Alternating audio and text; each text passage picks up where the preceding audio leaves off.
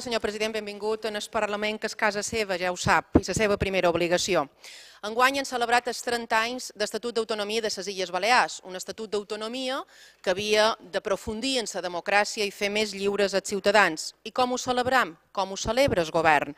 Amb una llei de repressió, una llei que vol tancar la boca en els que discrepa, una llei que estableix la censura prèvia, una llei que volen aprovar per esborrar el rebuig ciutadà a les seves polítiques. Una llei que un cop més es fa des de la imposició i sense cap diàleg. Una llei, senyor president, que com a estil neix morta. Vostès volen limitar l'article 20 de la Constitució espanyola, el de la llibertat d'expressió. Volen limitar el 19 de la Declaració Universal de Drets Humans de l'any 1948. Per això li demano, senyor president, creu que fer una llei específica per arraconar la llibertat d'expressió a les escoles és propi d'un govern democràtic? Moltes gràcies. Senyora Mongol, no mos sorprèn una altra vegada un enunciat fals a la veritat quan vostè lo formula. Aquest govern no ha plantejat, ni ha aprovat mai, ni ha presentat mai cap llei que precisament pugui arraconar la llibertat d'expressió.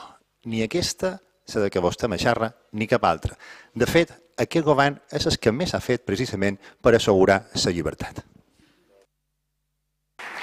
Senyor president, el Consell Consultiu li ha fet canviar la llei perquè era anticonstitucional per atacar el dret de la llibertat d'expressió del nostre poble, senyor president.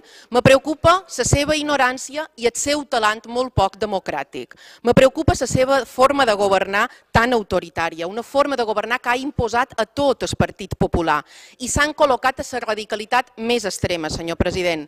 Quan algú discrepa en vez d'escoltar-lo, vostès li tanquen la boca. Així ho entenen. Senyor president, la comunitat educativa no mereix ni 5 minuts de la seva agenda.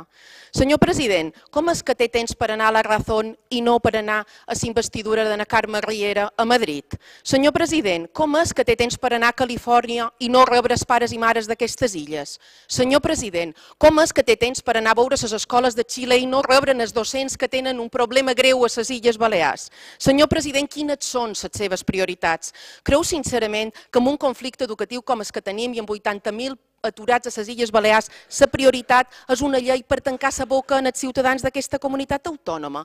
Què li molesta tant de la identitat del nostre poble, senyor president? I la darrera pregunta. Vostè creu que és lògic, creu que és normal que un president democràtic, d'un govern democràtic, se dediqui a perseguir símbols democràtics i no símbols feixistes com li marca la llei de memòria històrica? Moltes gràcies, senyor president.